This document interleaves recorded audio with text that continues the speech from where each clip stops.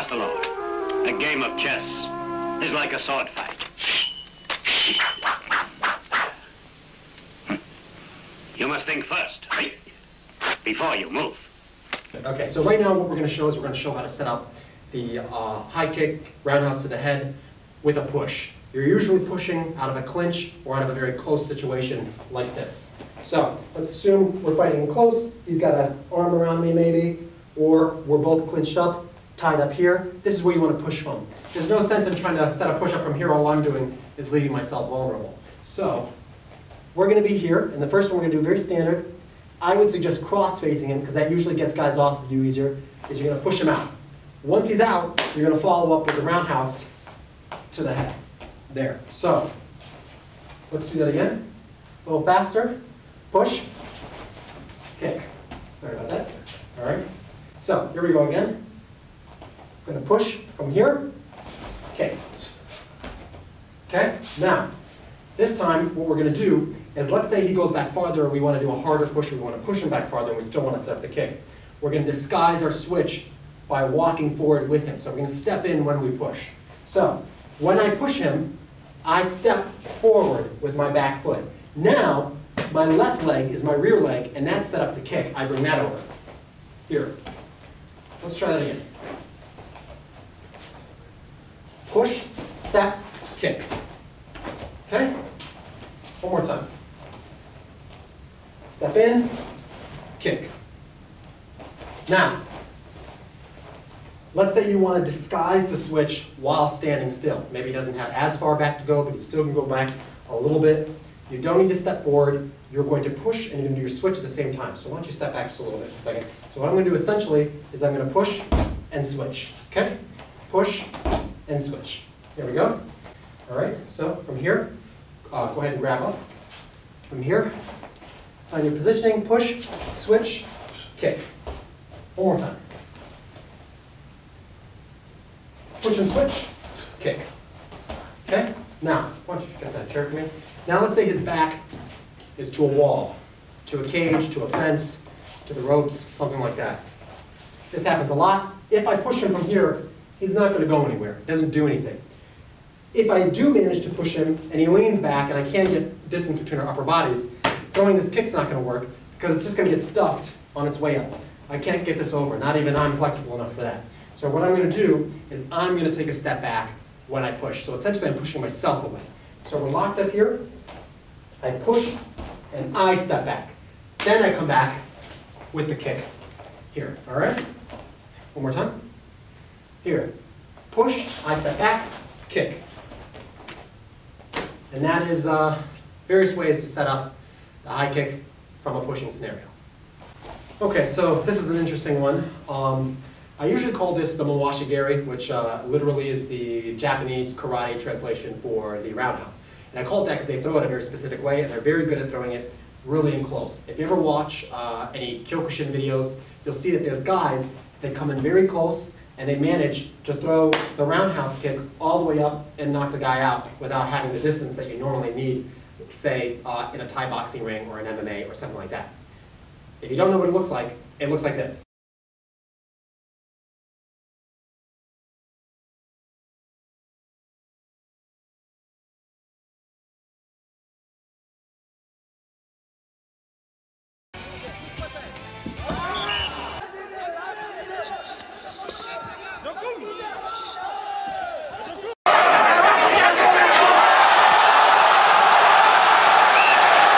Okay, so here's what we're going to do.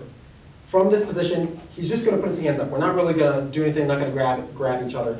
And essentially, all I'm doing is I'm either leaning back and getting this leg over here, or easier, because this leg's already further away, leaning back and getting my leg over here. It's really about making kind of a wide arc, because if I try to come straight up Thai boxing style, which looks more like this, I'm going to get stopped. I'm not going to be able to come up this far. So essentially, we're curving around here. Same thing on the other side, here. One alternate way of throwing the up-close Mawashi geri, instead of doing a very wide curve, is if you can come straight up, almost like you're doing a front leg raise or an axe kick a little bit, just like this. And by doing this, instead of having to come in a big circle, you come up, and once you're high enough, then you can turn over and come over around the back of the head, the back of the neck. Same thing on this side. We just come up just like this, and then we turn over and kick. That's all. All right, now we're going to show another way to set up the high kick. This is more, this is specifically for landing the roundhouse off of the front leg. Not very common in Muay Thai, much more common in Japanese, Korean, Chinese martial arts. So what that means is it's more of a snap. I pick up, I extend, I come back, I step back down. Again, here, here. Let's see what that looks like on a pad. Why don't you grab a pad there? That's what I think. If you try this at home with a partner and he's got a pad, make sure your partner lets his shoulder go. That means he doesn't try to meet the pad when he gets hit. He lets it go. See how his shoulder's going? Because some people kick so hard that it's just going to tear your rotator cuff if you don't let it go. Okay? All right, don't be nervous. All right, so here, a little higher. Go ahead. Okay. Oh, yes. All right, perfect. So essentially, just the kick looks like this. Okay? Do that again. One more time. All right, very basic. You can just toss it. Yeah. Okay, so now this is designed to kick over the inside leg kick. So let's say you have an opponent that you know is going to kick to the inside leg kick. Let's have him set it up a couple times. So he kicks to the inside of the leg. One. Let's say he does it again. If you haven't caught it by now, you should catch it on the third time. So he goes real slow. Again, I lift over the kick. I throw my own roundhouse. I come back down. Slow again. Here. Okay? Now a little bit faster. He goes the kick. Here. Again. Here. One more time. Here. Okay? It's practice, timing, speed, accuracy, but if you work it, you'll get it. So this next one was made famous, I think, well, I know by Maurice Zaromskis, but I think it was knocking out, oh boy, I think his name is Jason Day, maybe, in Dream, I don't know, maybe Sengoku. Anyway, all right, so it's a very simple punch combination setup. We're going to start doing it on the pads, then I'll show it to you on a live person. So essentially, all you're doing is you're crossing, and then after the cross, you step forward, so your left hand becomes the cross. So your back hand becomes the cross. And then, after that cross, you follow up, roundhouse kick. Okay? Let's try that again. So we're going to go, so he's going to step back as I come forward. So, 1, 2, kick. Okay? Let's try that one more time.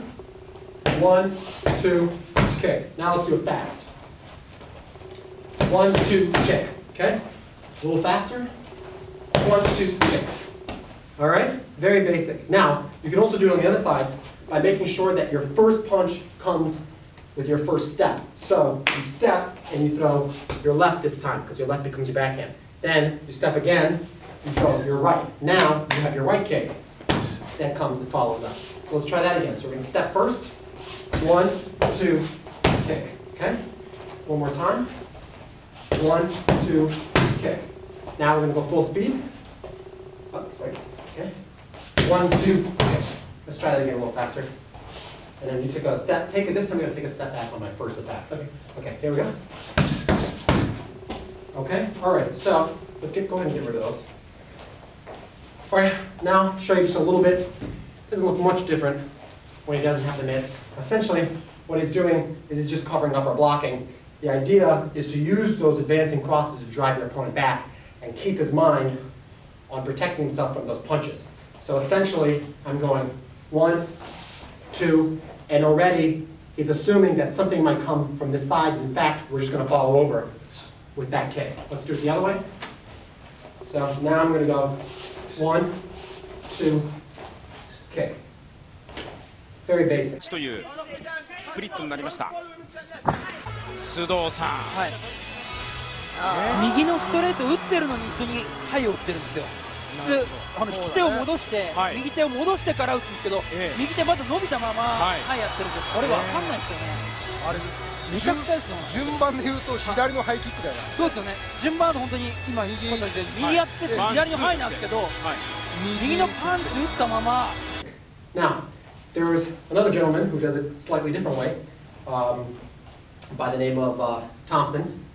I think it's Stephen Thompson or Stephen Thompson. I think he did it in maybe something like Super Combat League. I'm not completely sure. My memory's not that great. And so what he does is he's a little bit more basic. He just throws a 1-2, and then instead of coming back, which is what a lot of people anticipate, he follows up with a roundhouse. So 1, 2, kick, right? 1, 2, kick. One more time. 1, 2, kick. Very basic. Doing it on the pads is essentially the same as doing the last one. Keep going. You see when their hands start to drop like that, you know, it's... Before he even buckled. Notice how he's set up. There's the roundhouse. Picture book. Perfect combination. Now, all things being equal, a kick will always land with more power than a punch because the quadriceps muscle is so much bigger. It only takes one of those to put somebody out. So a lot of these are setups where you have to be the aggressor. You've got to throw a couple moves. You've got to do a push, and then you throw the kick. With the exception of a couple moves, like when he kicks to the inside of the leg, and I kick over that, or the same when he throws a jab. So this is another very Kyokushin technique, because what happens, especially in Kyokushin, they're not allowed to punch to the face. Everything is full contact, bare knuckle, and they can't punch to the face. They kick to the face. So guys tend to go to the body. And what they learn to do in Kyokushin to make room to go to the body is when guys go to jab, they parry it down and then go to the body themselves. But this works when you adapt it if somebody's going to the face. So I'm still going to parry the jab down. Do it again. Here. Now, this time I'm going to follow up with a roundhouse off the back in one smooth motion. So we're going to do it slowly. 1, 2. Right around the back of the head. Okay? Again. 1, 2. Now you can stay up. Stay up. Oh, okay. Ready? 1, 2. Is that right? You get your brains in. It's still there. Okay. All right. All right. Go ahead. 1, 2. There. Okay. That's good. Just stop it here and keep your back in. All right. Last time, a little smoother. Go ahead. Sorry. Let's do one more time. Okay. Sorry. One more time. Don't reach out. All right. A little smoother. Here we go. Let me see. That's right. See, it works even in practice when he knows it's coming. He's going to get hit either way. All right. So now ideally, it depends. You need to kind of be observant of what kind of jab your opponent throws. If your opponent throws one of these back here, there's really nothing to guide off of them. If they parry this, just parry this one with your, yeah, it doesn't matter, just parry this. It's not going to go anywhere because all their weight is back here. But some guys like to get in deep when they jab. They like to lean forward. And when you do that, you hit them with a little Seagal action, okay? A little redirection, and then you come over the back. So he's gonna do it here. Boom, perfect. And all he did was he used the outside hand, which works too. You can do the same thing if he throws the backhand here and then come over. But I find the easiest way, and you can experiment with a lot of different ways, is to just parry the jab and come over the top, like so. Now, another one, which is gaining popularity, is the Brazilian kick. It's got a Japanese name too. I also call it the question mark kick because it tends to take the form of a question mark, depending on where your perspective is from. And it's, I originally saw it in a lot of Kyokushin matches. In case you haven't seen it before in action, it looks like this. 止めているというこのリュウジ磯部、左の中段、そして上段、左上段回し蹴りどうか。ブラジリアンキックですね。技ありです。そうですね。途中から変化して入ってきてるから完全に。Okay, so it does take some flexibility, especially in the hips, to do this move. And it does take some flexibility in the knee. It's a deception technique. It's designed to deceive your opponent, to make them think that the kick is going somewhere else, and then you end up getting a high kick. So the only thing that is setting up your high kick is a feint. Now essentially, I'll do it facing the camera first, you're going to do just a front kick here, right, to the body. And you get used, or you get your opponent used to blocking to the body. And you watch which hand start to go down. If they tend to block with this hand, then you know that this side is open. If they tend to block with this hand, then they know that this side is open. I have a tendency, when an opponent throws a front kick, to block with the outside opposite hand. So if he throws his left kick, I block with my left, turning him inwards this way. It's a very Muay Thai way of doing things as well, but it has a better benefit when you're fighting Kyokushin guys who use the Brazilian kick. And the reason is because if I block the other way, now it leaves this side open for the Brazilian kick. And I'll show you how that works. So he's going to block incorrectly. And what he's going to do is he's going to parry my kick with his backhand this side. So I'm going to kick. That's incorrect. There it goes again. Now the reason that's incorrect, one more time, is he's leaving this side open. And I know he's leaving this side open. So now I'm going to throw the Brazilian kick that way. So I'm going to go 1, 2. I'm not even going to make contact with the front kick.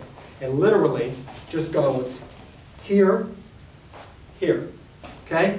You can do it just from coming out with the knee and then coming over. It's more deceptive the closer you get to actually throwing the front kick. Here. Here. You can also do it very deceptively by doing it with a much more whip, almost like a Michael Jackson style. You know what I mean? You come up really far this way. Comes up almost like a crescent first. That's right. And then so it makes it look like it's coming over here. A guy who's very good at moving his hips that way is Ken Lo, Jackie Chan's bodyguard. He's been in a few movies with him. If you don't know who he is or what he looks like, he's this guy.